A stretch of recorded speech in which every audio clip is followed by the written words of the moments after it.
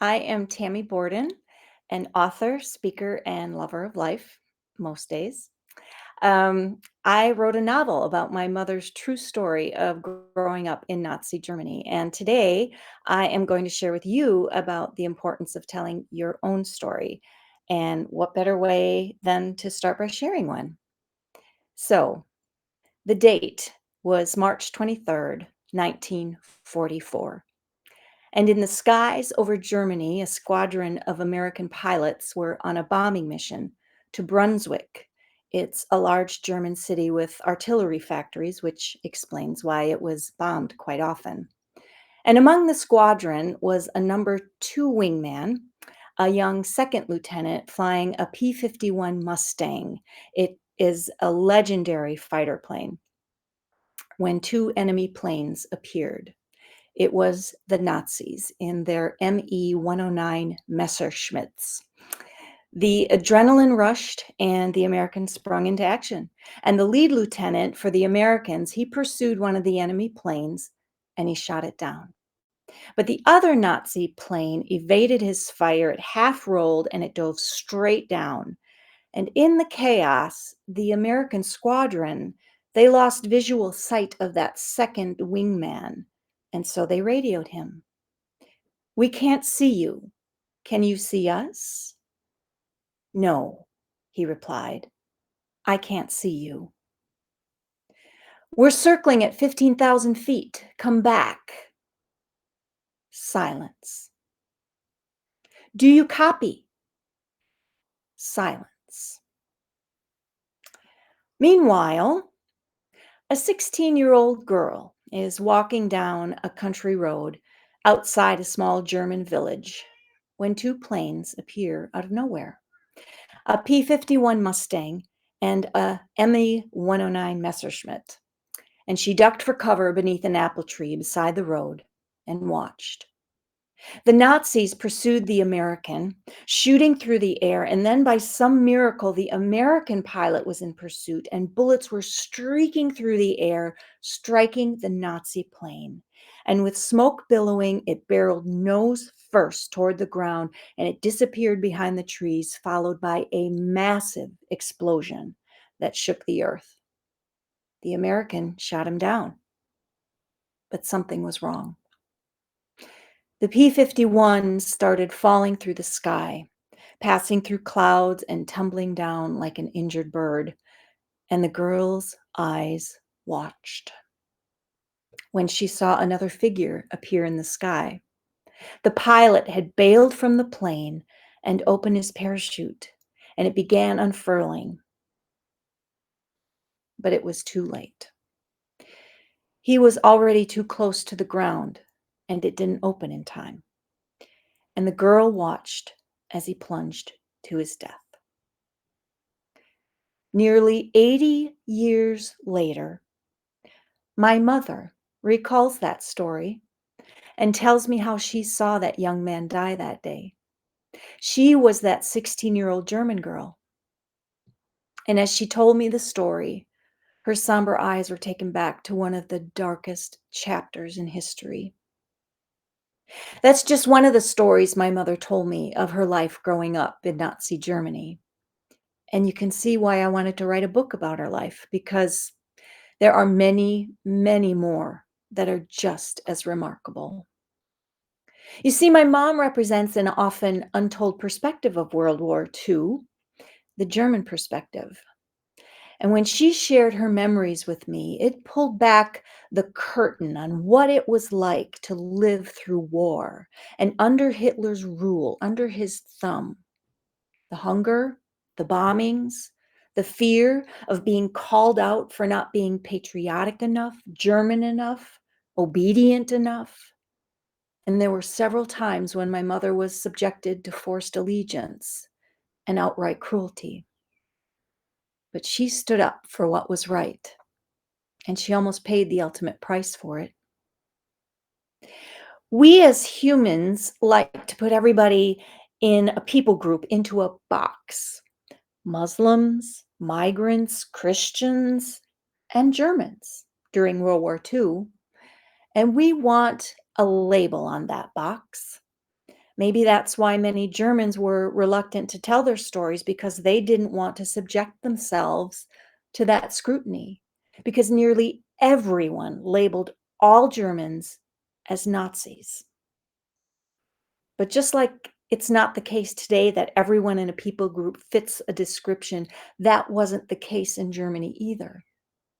Most of us are unaware of the oppression the Nazis inflicted on many of their own people. My mother's story is a testament to that, and I share it not in any way to diminish the suffering inflicted on the Jews and other people groups, not at all. It only adds another layer to the enormity of the suffering and the tragedy. My mother had an unusual first name by today's standards. Her name was Waltraud, but it was a very common name for German girls at the time. It means strength, and she lived up to it. It also means stubborn. She lived up to that too. I finally got to finish that book about a year ago, and I named it after her, Waltraud. She knew I was working on her story, but my biggest regret is that she never got to read it or to see all that's happened as a result.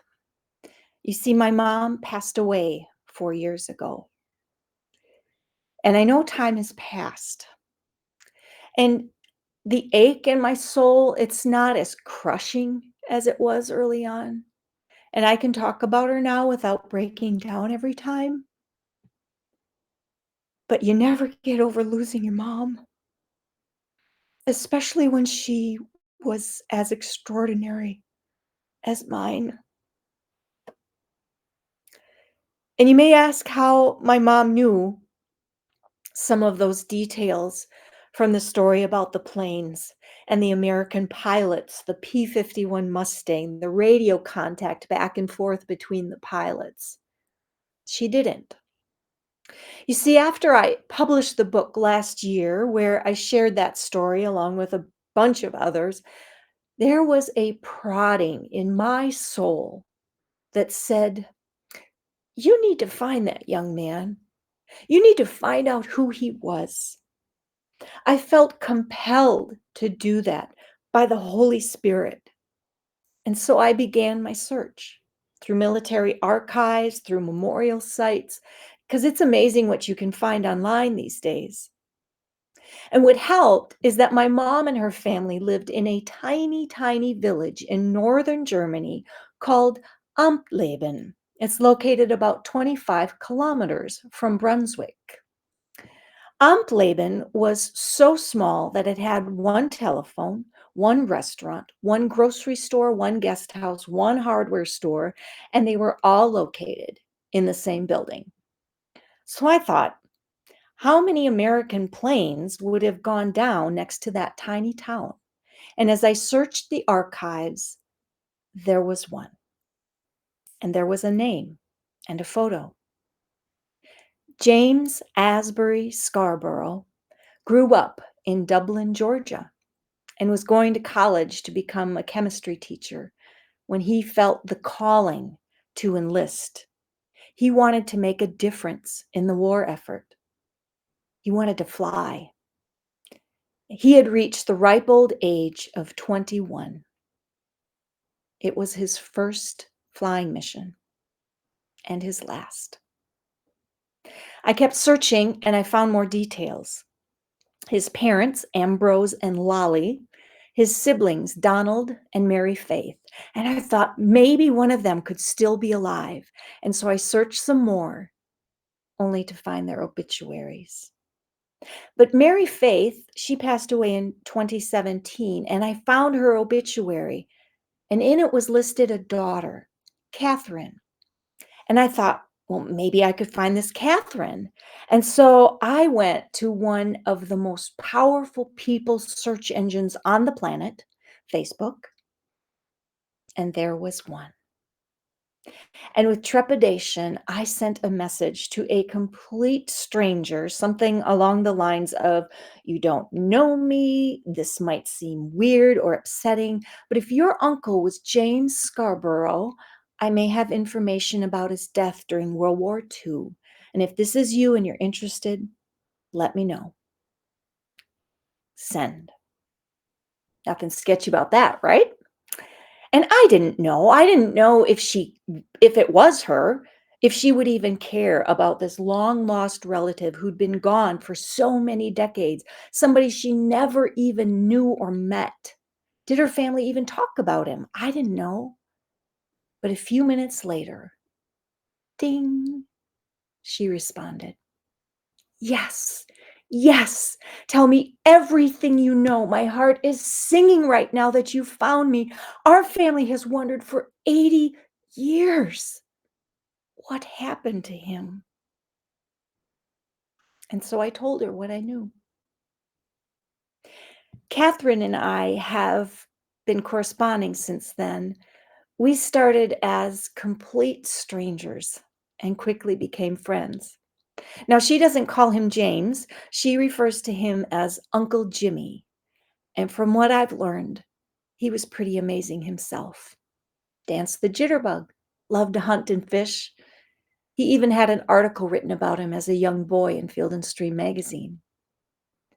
She said that Jimmy's mother, her grandmother, never got over his death, even believing for a while that it wasn't true until the Americans dug up his body after the war and had it placed in a Memorial War cemetery along with other fallen soldiers.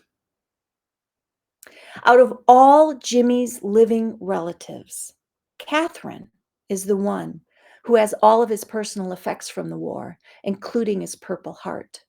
She's the one who went with her mother while she was still living to commemorate Jimmy at a memorial site to make sure his name was on the wall.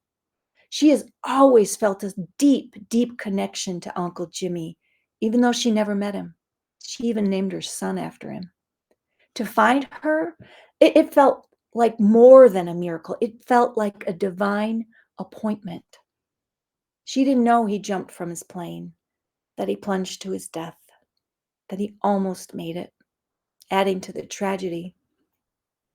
She didn't know that he was in an aerial dogfight. She didn't know he shot down an enemy plane. No one did. Not her family, not the US military, no one except my mom. And now she's trying to have him posthumously honored for having shot down the enemy. And apparently, the only way you can do that is with an eyewitness account. And guess who has a recording of her mom sharing that story? But even if that doesn't happen, even if she doesn't get him honored for that, the closure and the healing that this has brought to one family has been remarkable. And so, why am I telling you all this? None of this, none of this would have happened if not for my mother's willingness to share her story. And so, the message to you today is to tell your story. Tell your story. You have no idea whose life on the other side could change as a result. Now, my mom, she saw and experienced things even more horrific than this, things no human being, let alone a teenage girl, should ever have to witness. But she didn't keep it inside. She told her story, and telling it made her stronger. Telling it made her victorious over the suffering. She didn't let the horrors of the past define her. She defined them. She named them, and they no longer had power over her. And there are those who, maybe like my mom, have experienced heartache, horrors. There are those who have suffered, who have carried a secret burden for years, and it's tucked in there. And you think that if I let it out, the pain, it will be too much. It will make it all real again. It will consume me again. It will unleash something that can't be stuffed back inside. Or maybe it's shame that's holding you back. Maybe the burden you hold inside is a result of suffering you've caused to others. And so you keep it a secret. You hide it away, thinking that releasing it will somehow cause more damage than good. It's your way of trying to stay in control. The truth is, that secret is controlling you. It's holding you back. It's not allowing you to move on, not allowing you to heal, and just as importantly, not allowing other people around you to heal. If you don't do the work to address your past, it's still your present. And your past will show up and impact every part of your life, and usually not in a good way, especially in our relationships.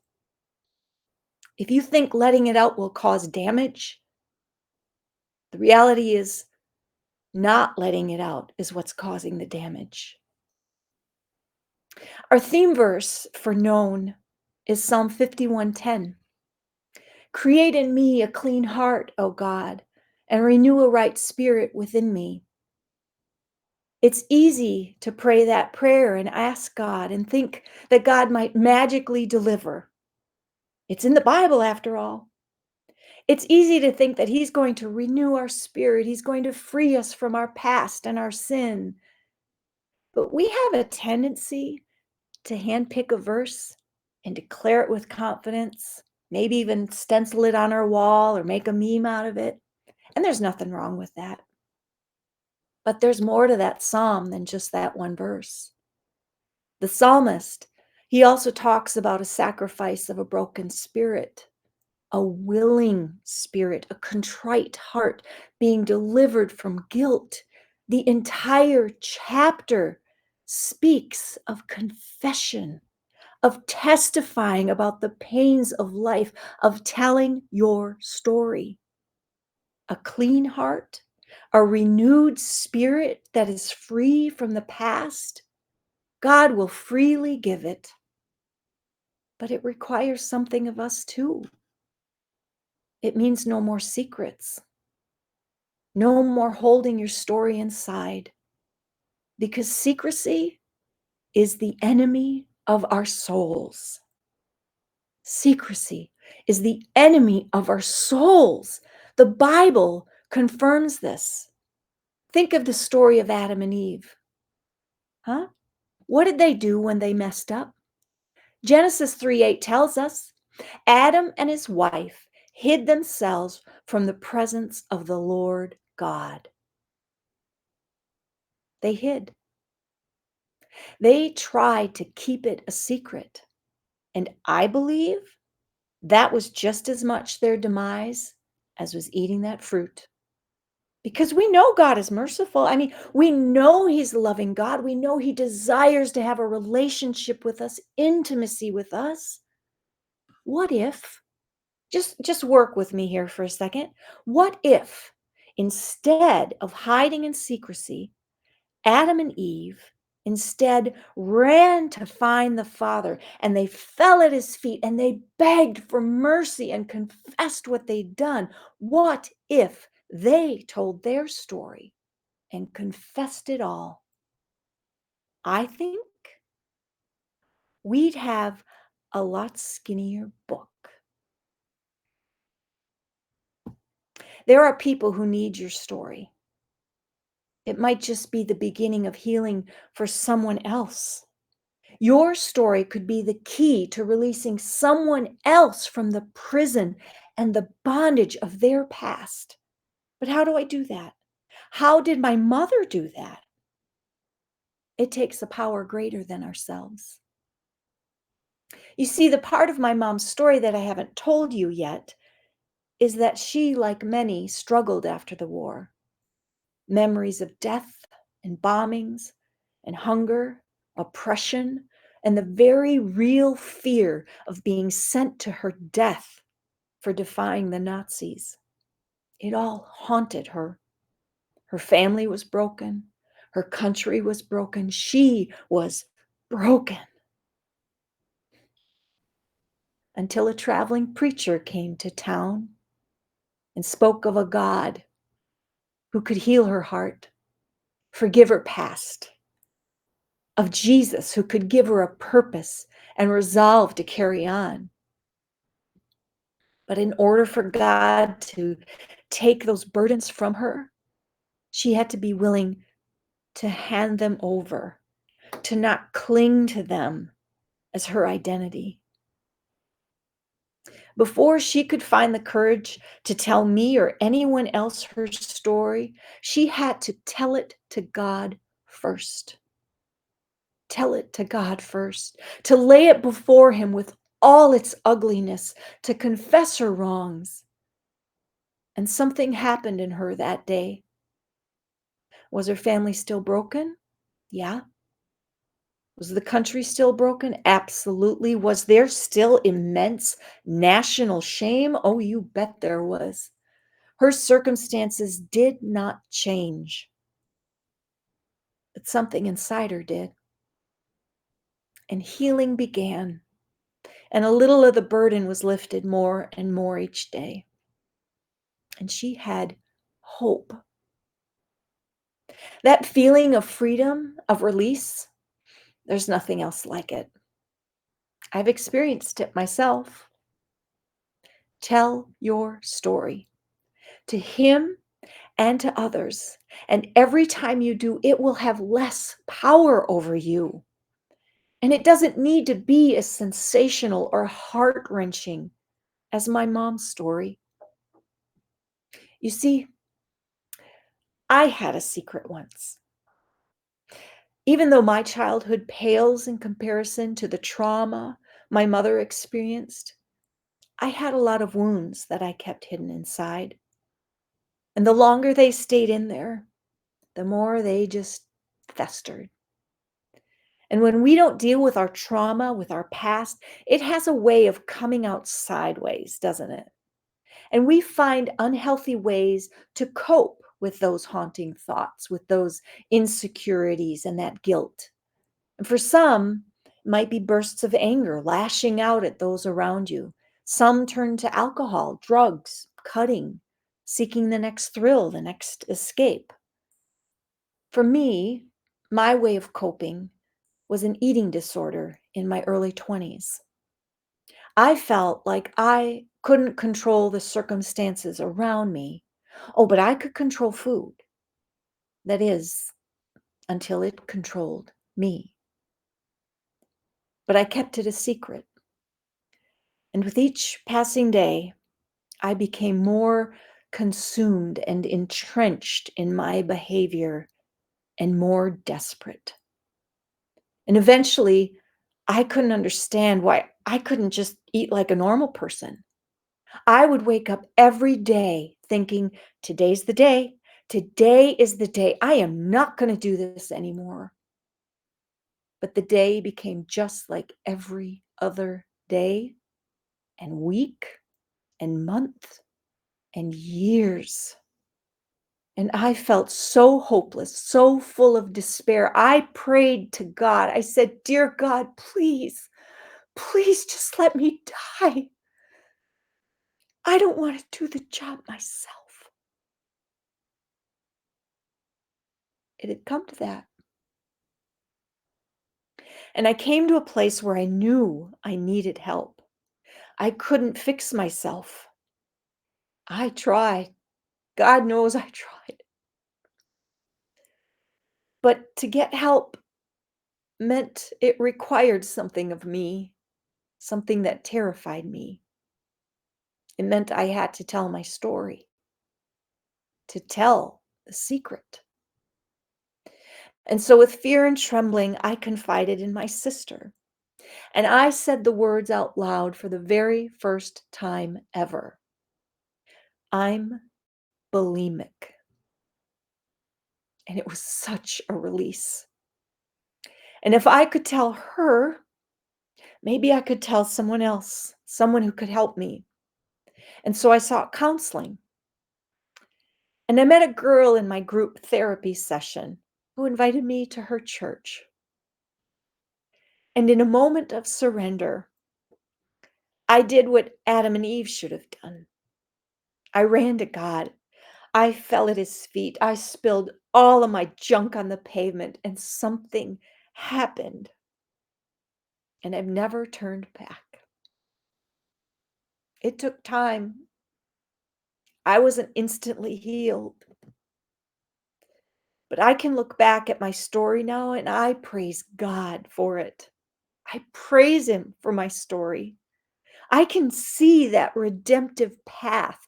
In fact, that girl who invited me to her church, she is still my dearest and closest friend to this day. And we have gone through so much of life together. I can't imagine my life without her. And I would have never met her had I kept my secret. And my story's not over. If it were, I wouldn't be talking to you today. And my mom's story, even though she's not here anymore, it isn't over. It's being shared around the world. And Jimmy's story, despite its tragic end, despite him being gone 80 years, in some ways his story feels like it's just beginning. It's not over. And neither is yours. Tell your story. Because my mom's story brought healing and closure to a family an ocean away and decades later. And I hope my story has hopefully brought a bit of healing and hope to someone today, too. Your story can do the same. Your story, it can be redeemed, but it has to be told. I can't tell you how many people come up to me after hearing me talk about my mom, and they say, "Oh, I wish I would have asked my grandma, my grandpa, my dad, my mom, my uncle about their life growing up. And now it's too late." They may choose to keep it tucked away, but please, please ask others to tell their story too. You don't have to write a novel. You can just write them down or hit record on your phone, maybe even be sneaky like I was and do it secretly and not tell your mom you're recording her. This whole thing with the book about my mom, Waltraud, started off as a personal project to capture her memories. I did it for family and friends and to preserve her legacy. I never imagined in a million years that it would span the globe, that I'd be hearing from readers in England and India, New Zealand, Australia, South Africa, what? Or that it would lead me to speak at more than 50 events, at libraries and book clubs and churches, book signings, including speaking to you today. Never in a million years. Don't ask me how it happened. I had no idea what I was doing. I still don't. I had no plan. But he did. And things started happening. And I told God, "God, if you open a door, I'll walk through it." But he didn't open doors. He opened the floodgates. He has done exceedingly more than I could have ever hoped or imagined. I couldn't have orchestrated this if I tried, and none of it would have happened. None of it. If my mom hadn't told her story. I wish my mom were here today with me to tell you her story herself, but she's not. And so I'm telling it for her. Amazing things happen when you tell your story. Do you remember Catherine? I met her this past summer. She and her husband drove all the way from Mississippi, brought all of Uncle Jimmy's things from the war in a cedar trunk. We hauled it in my house and went through it. His whole life is in that trunk.